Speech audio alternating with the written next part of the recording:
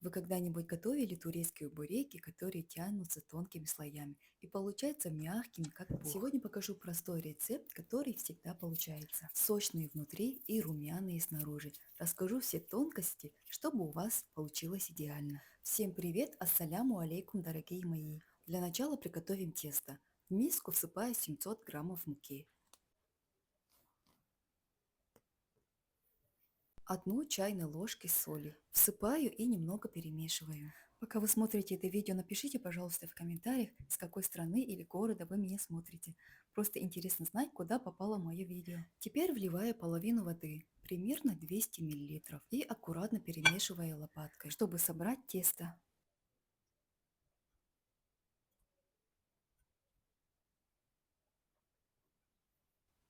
Затем добавляю вторую половину воды. Немного поработаем лопаткой, потом руками.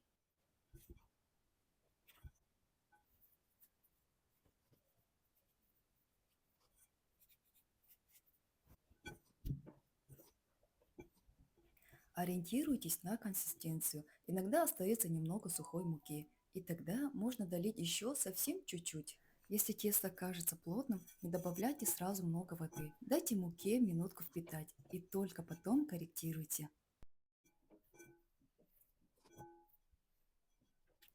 Когда тесто собралось, начинаю вымешивать руками 5-6 минут. Оно должно стать мягким, но упругим. Посмотрите, вот такое тесто у нас должно получиться. Кладу наше тесто обратно в миску, накрываю и даю отдохнуть 15-20 минут. За это время клейковина расслабится и тесто станет намного податливее. Наше тесто отдохнуло, теперь нам нужно разделить его на 6 равных частей. Присыпаем стол немного мукой, чтобы тесто не липло.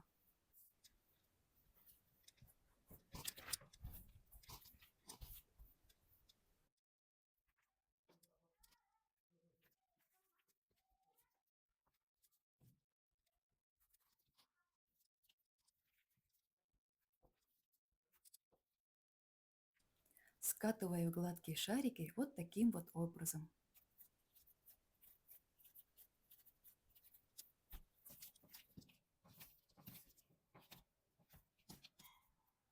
На тарелку посыпаю немного муки и выкладываю шарики.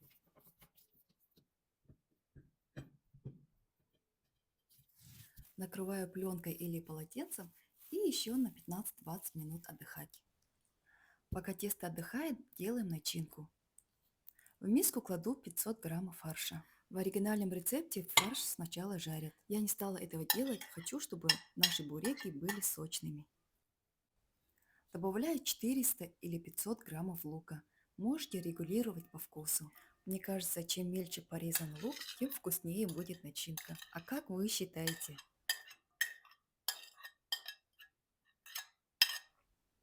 Теперь соль, черный красный перец, паприка и любые любимые специи.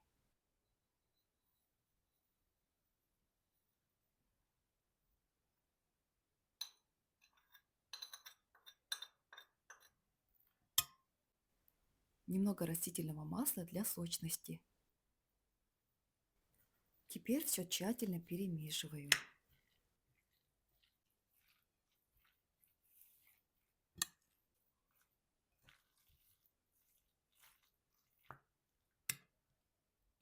Наше тесто отдохнуло. Второй отдых очень важный. Именно он делает тесто послушным и эластичным, а буреки воздушными и хрустящими снаружи. Посыпаем стол мукой, теперь слегка раскатывая каждый шарик.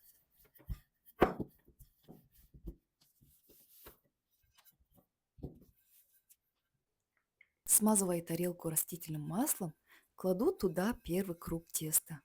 Сверху снова смазываю маслом. Если хотите еще более нежное и ароматное тесто, используйте растопленное сливочное масло или маргарин.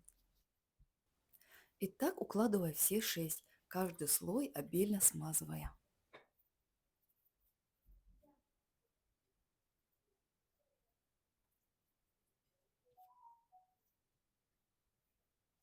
Закрываю тарелку пленкой и оставляю еще на 30 минут. За это время тесто станет невероятно мягким и тонким. Его можно будет растягивать пальцами почти прозрачно. Прошло 30 минут. Достаю тесто. Начинаю растягивать от центра к краю. Оно уже очень мягкое и легко тянется. Где нужно, помогаю руками. Можно растянуть до тонкого прозрачного слоя. Если тесто рвется, это нормально. Просто продолжайте растягивать вокруг разрыва. После сворачивания его не будет видно.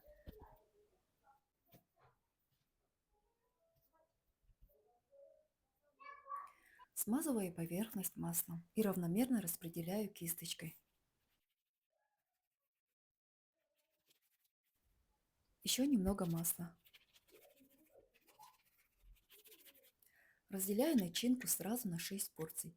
Так удобнее и быстрее собирать буряки. Теперь выкладываю одну порцию начинки вдоль края. Края чуть подворачиваю, чтобы сок не вытекал при запекании. Сворачиваю аккуратно, как на видео, формируя длинную колбаску.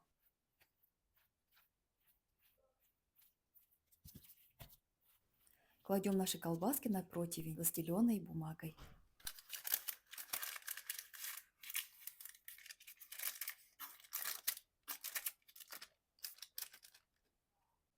Разбиваю одно яйцо и смазываю все буряки для красивой корочки.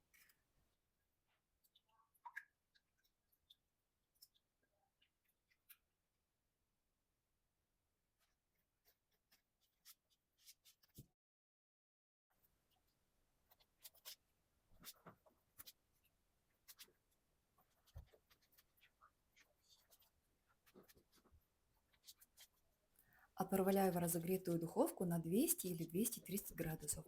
Ориентируйтесь на свою духовку. Выпекаю 30 или 35 минут, пока поверхность не станет румяной и хрустящей. Вот такие буряки у нас получились. Тонкие слои, сочная начинка и невероятный вкус.